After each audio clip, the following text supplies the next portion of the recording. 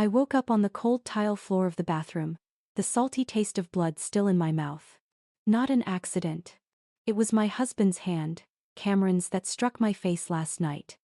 He walked in, placed the bottle of foundation on the sink as if setting down a cup of coffee. My mother's coming. Don't let her see those marks.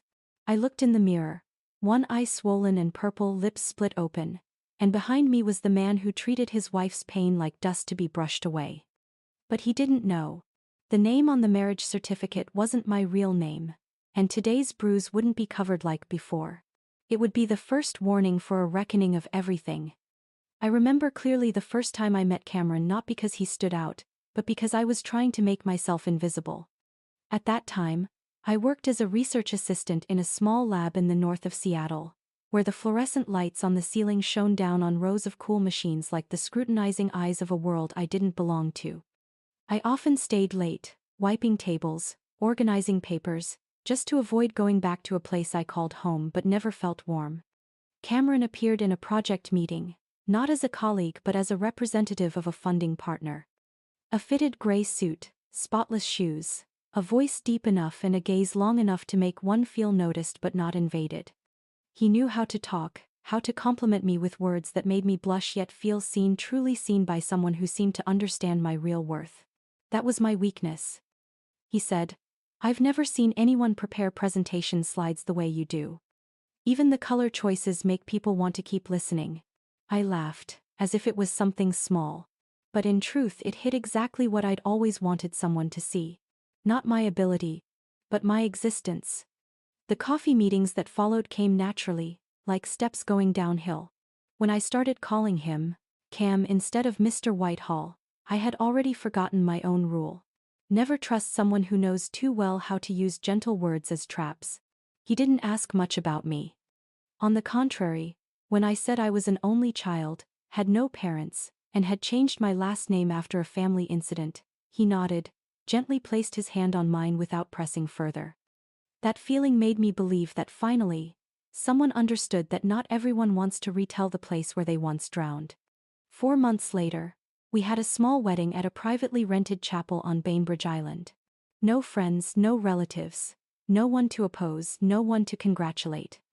I wore a discounted white dress with 3/4 sleeves, he tied his own bow tie. We exchanged vows before an elderly minister whose radiant smile I didn't dare look at for long, afraid I'd see the innocence in those eyes. On paper I was Priscilla Moore, born in 1990 inches, Colorado. But no one knew that this name would exist only for a few months. Before that, I carried the last name of a mother never recorded in any hospital file, a woman declared legally incompetent when I was still in my crib, who disappeared after a closed court session no one was allowed to film or record. Cameron knew nothing about it. And I once believed he didn't need to know. Everything from my past had been folded, placed in a metal box, then buried under the cement floor of a warehouse in the southern part of the state. I believed that if I lived properly and played the role of a normal wife, no one would ever dig up that box. He bought a small wooden house in the south of Tacoma, saying it was to start a real life. We moved there a week after the wedding. Every morning I made bread, brewed coffee, waited for him to wake up.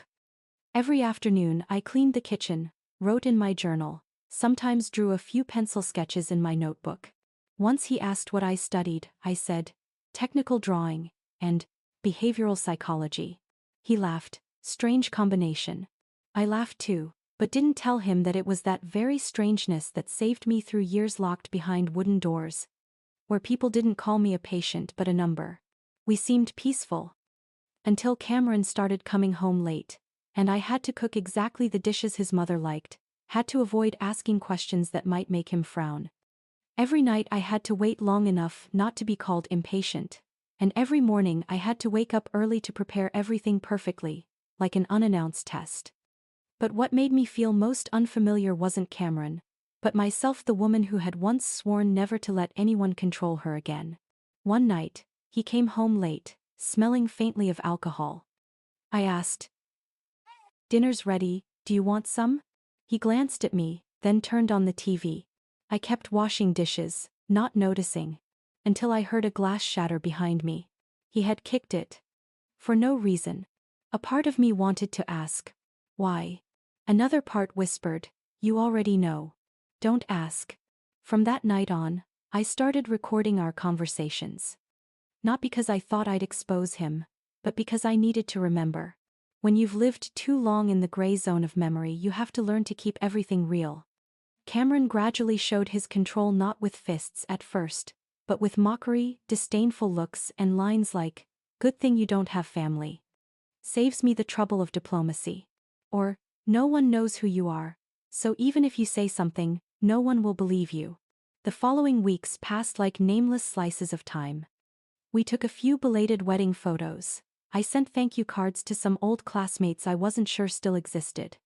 Cameron started talking more about his mother, who would come stay with us for a while because she needs care, and you're free. I didn't object. But inside, a quiet emptiness cracked open. I found the letter one gray afternoon, in the mailbox at the gate, wedged between the electric bill and a pizza flyer. The envelope had no sender's address, the paper slightly wrinkled, the top left corner stained as if someone had held it with wet hands. I almost threw it into the trash with the junk mail, but the bold, smudged ink stopped me. "Amy Devlin is not dead. She's waiting to take everything back." I stood still on the stone path, the cloth grocery bag slipping from my elbow without me realizing it. The wind began to rise, brushing dry leaves against my ankles, but I didn't move. The name Amy felt as if someone had whispered it right behind my neck, though no one was there. I had killed that name with my own hands 12 years ago. Amy Devlin. The name of a girl the whole country once knew as the only daughter of Lucian Devlin, the founder of Devlin Technologies. Once called by Forbes a man ahead of his time. The man with salt and pepper hair and eyes as blue as frozen lakes, who used to hold me in his arms after every failed design and say, "You're the only perfect thing I ever made." The man the newspapers wrote had burned to death in a lab accident, his body unrecognizable. And me? I vanished.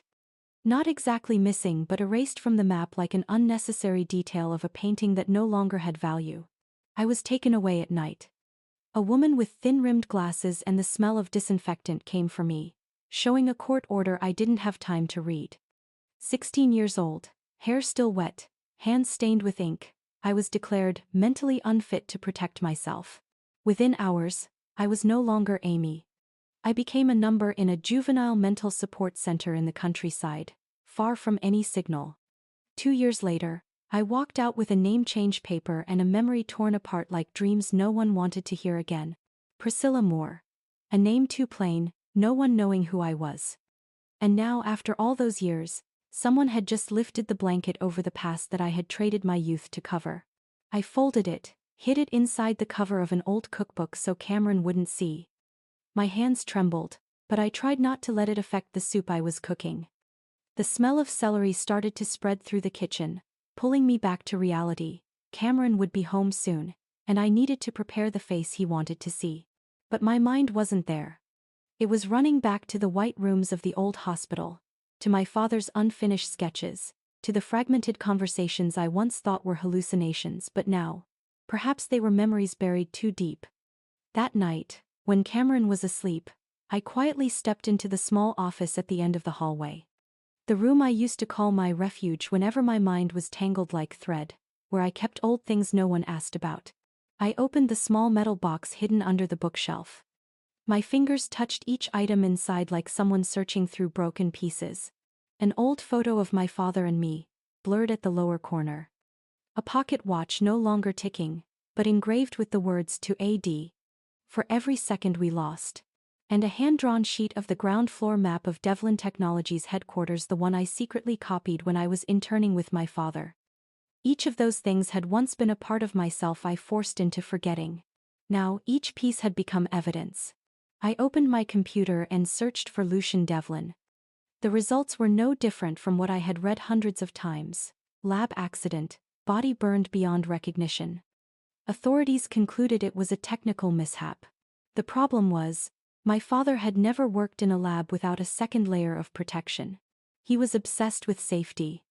He once fired an engineer on the spot for failing to install a heat sensor correctly. That explosion long ago, it had stopped hurting me. It made me suspicious. I switched to searching for things not on the front page. Archived records, old newspapers, rumor forums. It wasn't until nearly 3 a.m., my eyes blurred from the screen, that I stumbled on a short comment on an abandoned tech forum. Devlin sent an encrypted file to Wynn and Associates 3 days before the fire. They never disclosed it. User. Latchkey. 8 Wynn and Associates. A law office that had once worked with my father on many deals. I remembered the name because Mr. Wynn had been my father's close friend. I used to call him Uncle Doug. I looked up his address right that night. The office had dissolved. But I found a home address, the place where he had registered a land donation for nature conservation last year. A small town 3 hours' drive from here. Before the sky could lighten, I had packed a few things, slipped that letter into my wallet. On the way out of town, as the rows of wooden houses receded in the rearview mirror, I heard my father's voice in my head. Not everything lost is your fault. But if you don't go back for it, that will be a choice. I didn't know what I would find. But if Amy Devlin was not dead, then it was time for her to return. Lunch played out like a wedding feast between people already divorced in their minds. Eleanor Rowe sat across from me, a spotless white napkin laid neatly on her lap, her hands clasped with a proud air as if this were her house, not mine, and my husband's. Her eyes swept the dining table, then stopped on the antique wooden plate I had carefully chosen from a flea market. Lunch to welcome a guest, and you use this? Her voice wasn't loud, but enough to chill the small kitchen by a degree. I kept my smile, my hand lightly gripping the chair edge. I like minimalism. And this salad. Oh, there's nothing wrong with simple. She cut me off, scooping a small bite into her spoon. Not everyone fits it. Just like not everyone fits being the wife of a man like Cameron. He gave a light laugh and bent down to cut a piece of meat on his plate. A lazy, indifferent curl of the lips, cruel in its casualness. As if he were savoring each gentle slice his mother was using to flay me alive right at the table. And he thought I would swallow it like all the times before. Eleanor continued her quality check with random yet precise jabs. The salad was too bland, the scented candle too strong, the flowers a bit ordinary. Each word shot straight at the smallest effort I had made. Not because she cared about the details, but because she hated my existence. Simple as that. I looked at her, as if trying to memorize every feature of an enemy wrapped in the label, family. The flawless white skin of someone who cared for appearances but let her soul corrode. Platinum blonde waves, stiff and shiny like a mask. What did you do before you married Cameron? I knew this question wasn't from curiosity, but to strike me down. I used to do behavioral research. In Seattle. Oh, research, she nodded, drawing out the last sound. Sounds like more sitting than doing. Yes, it does require sitting. To observe how people manipulate each other politely. She flinched slightly, then pressed her lips together. Cameron laughed out loud. I wasn't sure whether he was laughing at my words or at his mother's small misstep, but I didn't find it funny.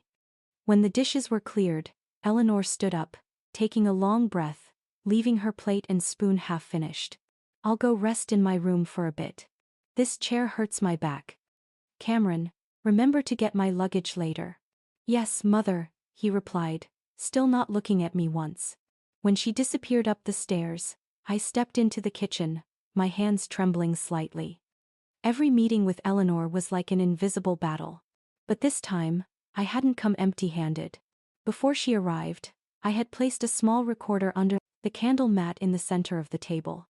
Not because I needed evidence for a divorce, I knew Cameron would never let me go that easily. But because I needed to keep every word, every act of arrogance, every shard of malice she hurled at me like broken glass, so later, when I needed to remember why I had to rise, I could hear it clearly. That night, after finishing the cleaning, I entered the bedroom while Cameron was changing clothes. His shirt lay draped across the bed, the scent of post-shower cologne still hanging in the air. He sat on the bed, his voice low as if tired. You saw my mother trying. What about you? Trying? She's only staying for a few weeks. Can't you not make it harder?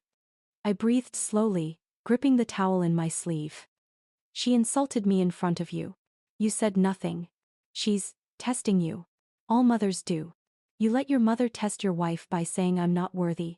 By saying I'm not enough. Priscilla. His voice began to rise. Such a small thing and you have to blow it up. A small thing. I asked back, keeping my voice as low as I could. You see, telling your wife she's not qualified is a small thing. He narrowed his eyes, his voice like a knife. And you think you're so noble? A girl with no family, no friends, no assets, no name. No one knows who you are, and to be honest, no one wants to know. I don't remember exactly what happened next. I remember my shoulder hitting the edge of the nightstand, my vision darkening for a moment, and then I was on the floor. Cameron didn't apologize. He walked into the bathroom, the sound of water running behind the half-closed door. As if everything was an accident he could wash off with a shower and some warm water. I lay there, staring at the ceiling, the dull ache spreading up my neck. But the worst pain wasn't in my body, it was realizing that I had been treated as if I were air, as something non-existent, as someone no one needed to believe or keep. I forced myself up, sitting straight on the edge of the bed. I picked up my phone, opened the recording I had saved. I listened again to Eleanor's slow, disdainful voice. Cameron's voice when he laughed, when he defended his mother, when he was indifferent to me. I skipped ahead, then stopped at a short segment. When you married her, we were done. It was Eleanor's voice. I plugged in my headphones, saved that recording onto a spare memory card, then turned off the screen. When I looked up, the face in the mirror was no longer swollen and purple, but in my eyes was something more frightening than a bruise. It was the first truly clear notion of what I was about to do. I knew from this moment on I would no longer stay silent. But to take everything back, I had to do it from within the very darkness they had tried to lock me in. The next morning, the sky was overcast as if the whole city already knew what was about to happen. Cameron left the house while I was still sitting in the kitchen, stirring a cup of cold coffee I had been holding for nearly an hour. He didn't say a word, didn't wish me good morning, didn't apologize. Just threw a glance over as if I were a chair out of place. And then slammed the car door hard enough to send the sparrows in the yard flying up. I heard the engine fade away without turning my head. The bruise under my collar had nearly faded. But one thing remained: the silence, a very different stillness, not the kind I used to hide in, but the kind I was now using to prepare. I put the memory card into a sealed envelope, carefully wrote a single name, Win. At that moment, downtown, Cameron stopped his car in front of an 8-story building with the logo he had once boasted was built from nothing. His office was on the 6th floor, not big, not small. Enough for him to look down on others while still being called humble. As soon as he walked into the lobby, he saw his secretary, Emily, hurrying over with a face she couldn't hide as tense. "There's someone waiting for you in the big conference room." "About asset ownership." Cameron frowned. "Which asset?" "I'm not sure. But there's a lawyer with them. They said it has to be face to face." He adjusted his tie, pulled out his phone to check messages. Nothing foreshadowed this. Not from the board, not from partners. Everything on today's schedule was the usual meetings, quarterly reports, and a lunch with the marketing representative. He took a deep breath, drummed his fingers lightly on the wooden table as he entered the conference room. And then, he froze. I was sitting at the head of the table, in the chair reserved for the host. Wearing a charcoal blazer, hair tied neatly back, my hands resting on a thick folder stamped with an embossed seal, Devlin Holdings confidential legal brief. Seated next to me was Mr. Douglas Wynne, who had once served as legal counsel for Lucian Devlin, my father, before the fire that labeled him permanently missing. Cameron tried to hide his surprise in his posture. But I saw it clearly, the small wrinkle appearing between his brows, the way he pulled his back away from the chair, as if it had become dangerous. "Priscilla?" I slowly raised my head. "My name is Amelia Devlin Moore. You signed a marriage certificate with the legal heir of Devlin Technologies. Perhaps you should sit down." It took a few seconds for that sentence to sink in. Cameron looked at Mr. Wynne, as if hoping someone would confirm this was a very bad joke. "What is this? What are you doing here? And that name? Where did you get it?" "I didn't get it. It's the name I was born with. It never disappeared, just hidden very carefully." I opened the folder, slid each page toward him. "This is the federal court order changing my identity at age 18, after being released from the juvenile psychological rehabilitation program. This is the final power of attorney from my father, before the fire someone called a technical accident. This is the amended company charter signed in 2006, transferring intellectual property rights to the sole heir Amelia Devlin. When she turned 25, Cameron stared at each line, each seal. His lips moved. His hands trembled slightly, not enough for anyone but me to see, but I saw it very clearly. I leaned back slightly in my chair, calm as if listening to a symphony I had memorized. Mr. Wynne said nothing. He only placed on the table a copy of the marriage contract, the one Cameron had hastily signed to legalize marrying me in less than 3 months. You signed with the name Priscilla Moore. But my legal representative has verified and restored the validity of my original identity. The name on the property registry was updated yesterday. I paused, smiled faintly. It's a shame you didn't read the clause about community property in marriage. Cameron exhaled sharply, slammed the table, and stood up. I don't get it. Who are you? What the hell are you? His voice cracked, like glass breaking under unseen pressure. I stayed seated, tilting my head slightly, gently. I'm the girl you thought would stay silent forever. The woman you believed would submit her whole life. But you were wrong, Cameron. Because the woman sitting in front of you today is no longer Priscilla. And the truth is, she never was. A stillness spread through the room, as if even the walls were holding their breath. Outside, light rain began to fall, the first drops of the season sliding down the glass like whispers I'd heard in old dreams, the whispers of my father, of the forgotten woman, of the child stripped of her name. Cameron finally dropped back into his chair, shoulders collapsing as if his spine had been pulled from his body. He no longer looked at me. His eyes stared into the empty space ahead, a void filled with things he couldn't name. I turned to Mr. Wynne softly. Shall we continue with the rest? He nodded. I've prepared the transfer of management documents. The board will receive the official notice this afternoon. I left the building after the meeting with Cameron through the side elevator where no secretary waited to greet, no one glanced my way. I didn't want to walk through the main lobby. I wasn't ready to meet the eyes of those who had once called me the boss's wife, people who would now have to relearn how to pronounce the name Devlin with a very different tone.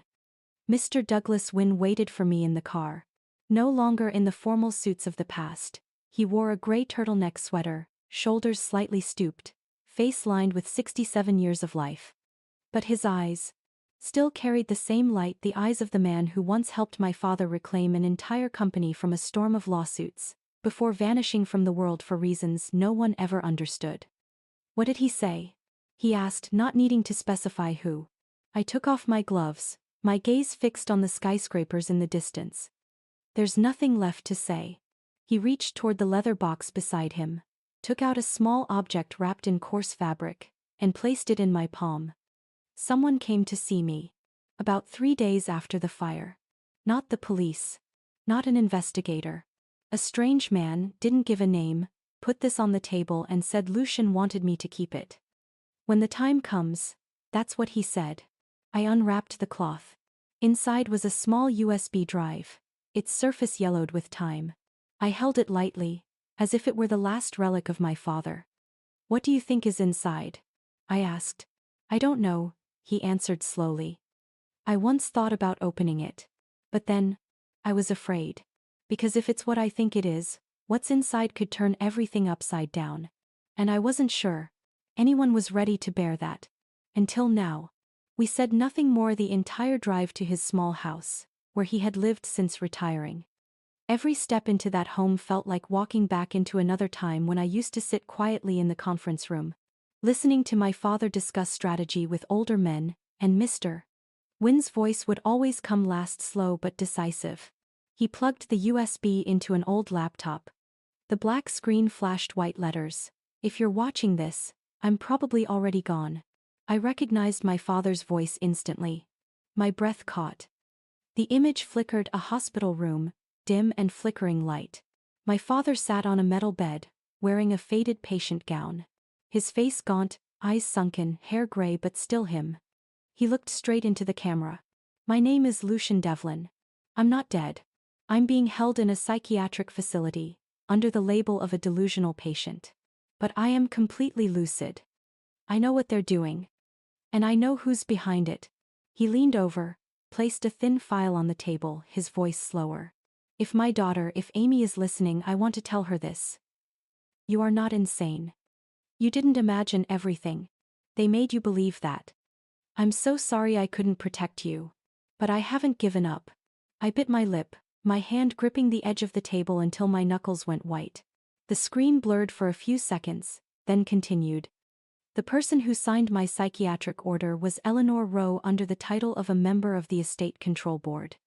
Signing on behalf of the heir. Due to psychological instability risk. She was once a senior legal advisor under the Government Council. She knows how to write an order that holds weight. And she knows how to hide it. But if someone finds this video, it means I couldn't win. It means everything now depends on you. Mr. Wynne pressed pause. She had legal authority to sign that order? I asked, my voice trembling. No. Unless someone consented. Someone in the family. A spouse. Or the heir. I understood immediately. Cameron. I turned away. The pain spread fast, like boiling water over bare skin. Not because Cameron betrayed me, but because I had lived with that betrayer, eaten with him, slept beside him, shared a bed without ever realizing. I once thought I was sharp enough to tell who was real and who was false. Turns out, I was only good at hiding myself. He knew, I whispered. He knew, and he stayed silent. Because if I had no one, then I had no right to claim anything. I looked back at the screen. My father stood up, stepping closer to the camera. You don't need to avenge me. You're the last person to carry the Devlin name. They can't erase you like they did before. They can only make you afraid. But if you overcome the fear, you'll take it all back. The screen went dark. I sat there for a long time. Only one thought echoed in my mind, as vivid as if written in red ink. I am the last Devlin. And I am still alive. I need every document from the time my father's order was signed. Everyone who approved it, who was silenced, and who's still in their seat. Mr. Wynne looked at me, as if seeing the man he had once stood beside for 2 decades. Then we begin. I was in a meeting with Wynne and the legal team when the office landline rang. Not my cell phone, not an email, but the old black phone with a fixed line whose existence I had almost forgotten. Sarah, my new secretary, entered with a tense face. There's a boy. Standing at the gate. He says he wants to see you. He called you. Mom. I stood up so slowly I didn't realize I had left the meeting unfinished. The room froze behind me, whispers dying out, replaced by the echo of my footsteps on the wooden floor. I didn't ask anything. Nor did I want Sarah to explain. When I stepped out into the main lobby, the sky had turned gray. The child stood there, small, thin, about 11 years old. A gray hoodie, clutching a torn stuffed bear, muddy shoes. He looked up at me as I approached. That look, I had seen it before. Not in real life. But in the dream that had repeated for more than 10 years, the one with the crying sound in a white room, with a small hand gripping my shirt and slipping away under dim lights. I knelt down, my voice trembling. What's your name? The boy reached into his hoodie pocket, pulled out a crumpled envelope and pushed it into my hand. Then he pointed to his chest, where a faintly embroidered word could still be read. Ben. I opened the envelope. Inside was a faded color photocopy, a birth certificate from St. Augustine Hospital, Nevada. Mother's name, Amelia Devlin. Date of birth 11 years ago. Just below it, a handwritten note added later in red ink. Memory loss after accident. Transferred for recovery treatment, Garden Hill facility. I couldn't feel my legs. I don't remember how I made it back into the office. Only that, inside the elevator, I saw my reflection blurred as if someone else were wearing my face. Wynne took the paper, skimmed it quickly, then exhaled softly. I once heard rumors about this, he said. Garden Hill was tied to several accusations, but all were buried fast. I sank into the chair, gripping the paper so tightly my fingers went numb. Why would they do this? The question should be, who needed you to disappear? And why exactly at that time? I retrieved my file box, pulled out the folder once marked Do Not Open. Inside was everything I had kept from my forced treatment hospital admission dates, altered psychological evaluations, prescriptions of unknown origin. And there was a 6-month gap with no medical record at all. 6 months. I whispered, that was the time I gave birth without even knowing it. Win went quiet, then looked straight into my eyes. Did you ever sign any papers while your mind was blurred? Some, I said. I don't remember exactly. I knew that if I didn't sign, they wouldn't let me eat or sleep. They called it treatment control. Win's hands clenched tightly. Then you never abandoned your child. They forced you. I nodded, though waves of guilt kept crashing through me, as if I had betrayed the most sacred thing a mother could ever have. Ben was still sitting in the waiting room. Sarah had brought him a cup of warm milk and some cookies. He whispered a soft thank you. When I approached, he handed me the teddy bear he was holding. This belongs to Mom, he said. A nurse told me. She said you left it. I took the bear. Its worn, soft face made my throat tighten. Beneath the frayed fur was a small stitched line. I carefully cut it open with the tiny scissors from my purse, my hands trembling as though I were tracing pain itself.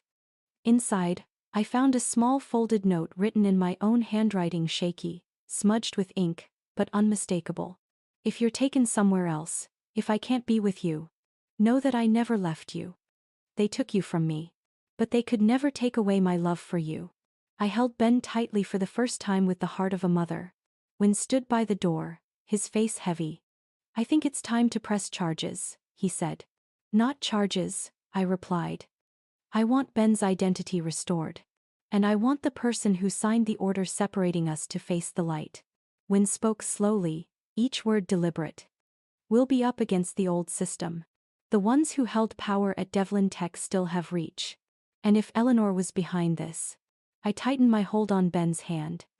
Then it's all the more reason to bring it into the light. I stood before the mirror, my hand running along the fabric of my dress as if to read my memories through touch. A white silk gown, square neckline, long sleeves and a skirt, light as mist. Every stitch had been sewn by my father, who spent almost 4 months completing it when I was 15, saying only one thing: you'll wear this when you become yourself. I once believed that day would never come. But tonight, I would walk into the heart of the family that destroyed my father, stole my child, and imprisoned me in a false identity, and I would not bow. The Rowe family's annual gala was held at the Langford Hotel, once a symbol of Seattle's power in the 80s, with its crystal ceilings and gold-plated elevators. Eleanor had rented out the entire top floor, draped in white silk and red roses, with lighting soft enough to look elegant but never harsh. Every detail had been meticulously planned except me. I wasn't part of her script tonight.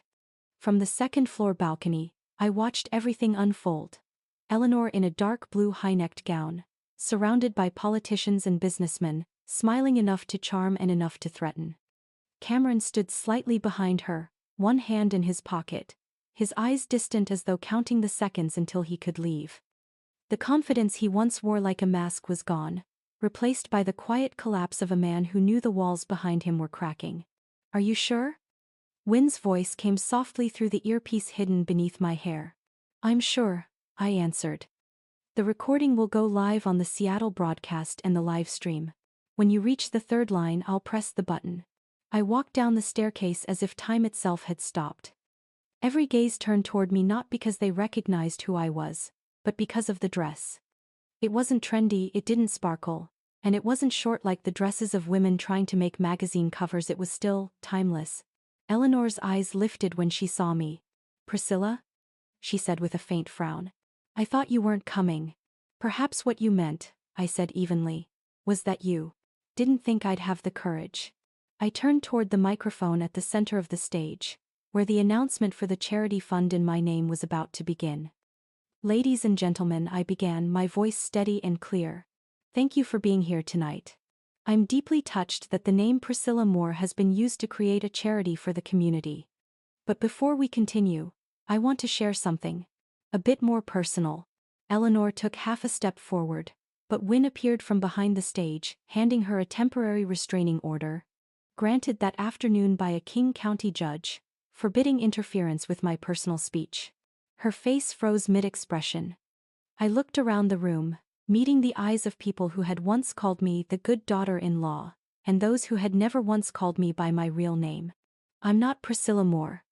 That was a false name forced on me during a time when I had no right to resist. My name is Amelia Devlin, the only daughter of Lucian Devlin, founder of Devlin Technologies. And I've come back to tell the truth. 12 years ago, my father didn't die in the fire. He was imprisoned. I wasn't insane, I was drugged. And when they took me from the hospital, I didn't lose my name. I lost my son. A gasp spread through the room. Cameron stepped back, his face turning white. I pulled a small USB from the pocket of my gown and plugged it into the broadcast system. The massive screen behind me came to life, echoing through the silent hall. If you want her gone from the system, you have to sign. Without papers, we're not legal. It was Cameron's voice. Another voice followed, colder, sharper. Don't worry. The lawyer's been paid. He'll confirm Amelia's unstable. Change her identity, transfer her, revoke custody. After that, no one will ever find that child again. Eleanor's voice. Eleanor tried to break free from Wynn's grip, but too late. She was handcuffed before she reached the second step. Cameron bolted toward the side door, only to be stopped by 2 civil security officers waiting for him. I stood still beneath the crystal lights and the chaos. I was no longer the girl abandoned in a ward with a plastic meal box and nameless pills. No longer the mother who cried through nights haunted by a child's phantom voice. No longer Eleanor's daughter-in-law or Cameron's wife. I was simply Amelia, wearing the white gown my father had made for the day I would step out of the dark. Under every light. Before every lens. Without trembling once. Under the soft yellow glow of Devlin Hall, I stood before the old wooden podium that had witnessed countless speeches about innovation, compassion, and lies. This place once belonged to my father. Now it belonged to me. My reflection shimmered faintly on the glass nameplate. Amelia Devlin, Honorary Director and Court-Appointed Custodian of Devlin Technologies. My name. No longer mistaken, no longer forged, no longer hidden behind polite nods. I brushed my fingers over the wood. My hand no longer trembled. Good evening, everyone. My voice carried evenly. In the audience sat my father's old employees, loyal shareholders, and those who had stayed silent while he was locked away. There were no flashing cameras, no reporters, no scandals to bury. I was once called unstable, I said, looking straight ahead. I was given drugs that blurred the difference between day and night. I was threatened, coerced into signing away my parental rights in a white room with no windows. Ben sat nearby, perched on Wynn's knee, swinging his legs gently while clutching the old teddy bear, the only thing that had ever tied me to my son when everything else was taken away. I was hit once, I continued.